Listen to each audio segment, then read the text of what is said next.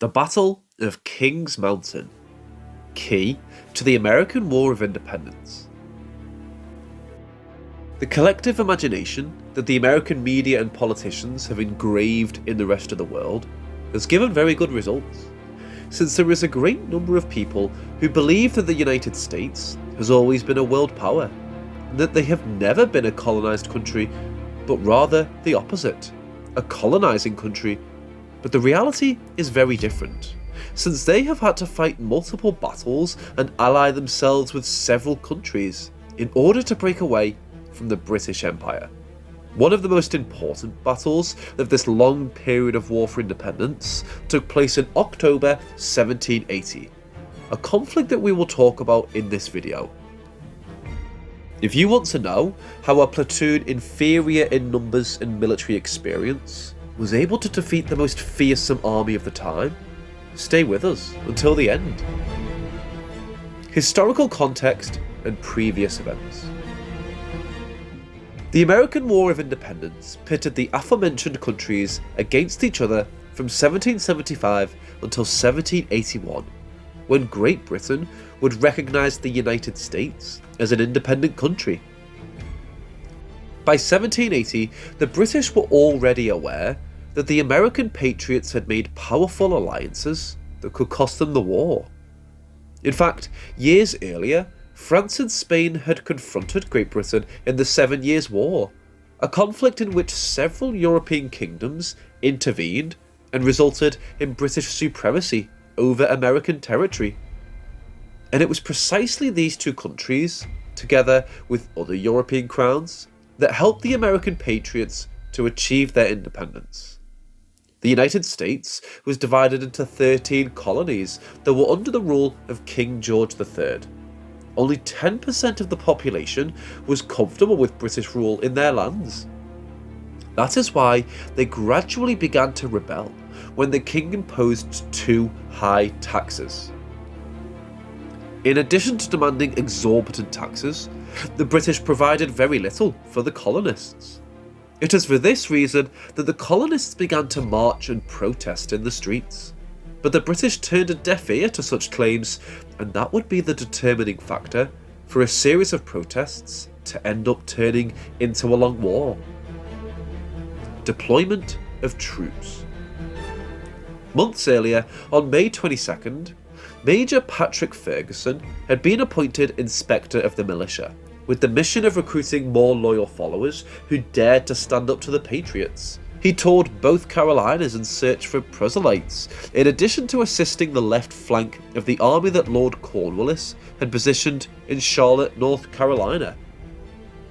It is in this context that a small Patriot army, commanded by Colonels Isaac Shelby, James Williams, and Elijah Clark, was preparing to assault a camp of conservative loyalists at Musgrove Mill.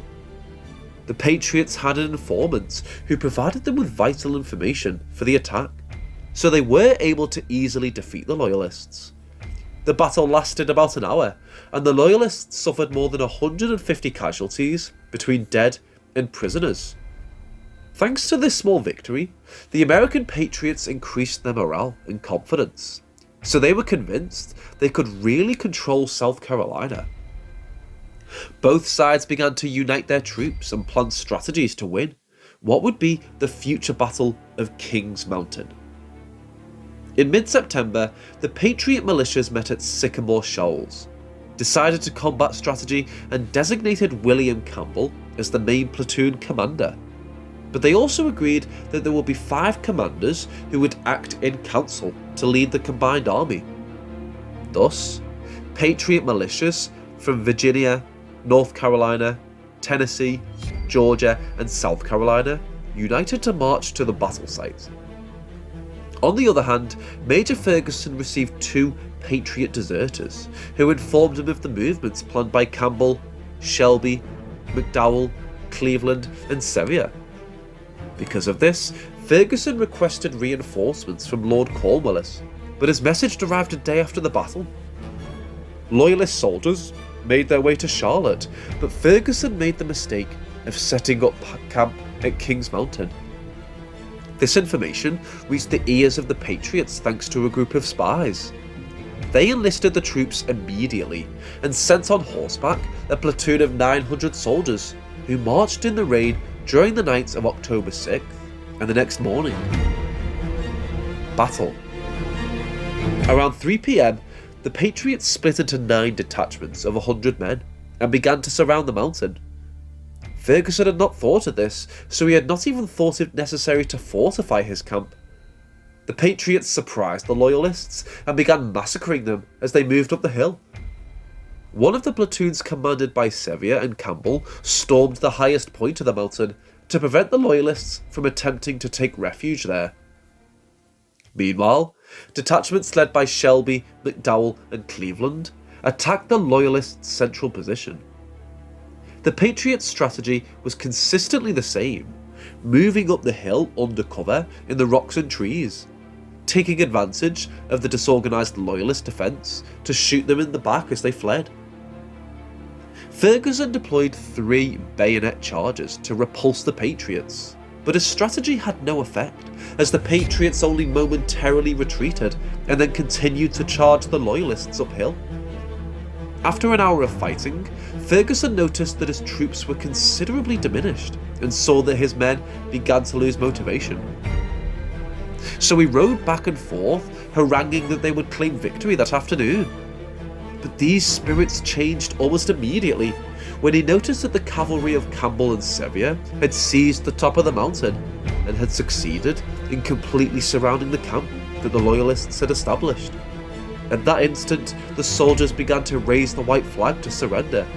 But Ferguson refused to surrender, so he cut down the flags and charged into the Patriot ranks. He received several bullet wounds that made him fall from his horse, so he was at the mercy of the Patriots, who executed him immediately after seeing that the British major had no interest in surrendering. Battle outcome and consequences. After seeing their commander die at the hands of the Patriots, the Loyalists began to surrender, but their request was ignored for quite a while. So the Patriots continued to mow down the Loyalists until Campbell and Sevier ordered their soldiers to cease fire. The battle lasted a total of 65 minutes and cost the lives of 290 Loyalist soldiers and 28 Patriot soldiers. All Loyalist soldiers who raised the white flag were taken as prisoners. Those who were able to walk accompanied the Patriots in their flight before Lord Cornwallis's reinforcements arrived on the scene, while the soldiers who were seriously wounded were left to their fate in the mountains. This battle represented a turning point in the War of Independence because it boosted the morale of the Patriots and caused the Tories in the Carolina hinterland to disband as a military force. On the other hand, Lord Cornwallis was intimidated by this battle and cancelled his plans to invade North Carolina. The European colonies all over America had bloody battles to achieve their independence. The Americans managed to get many allies interested in taking revenge on the English crown, so their Revolutionary Army received much assistance from countries such as France, Spain, and the Netherlands.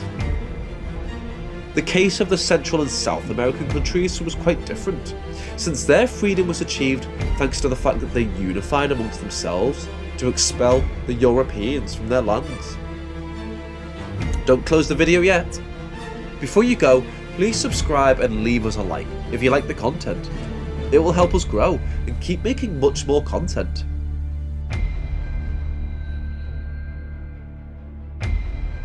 Now, without further ado, we say goodbye.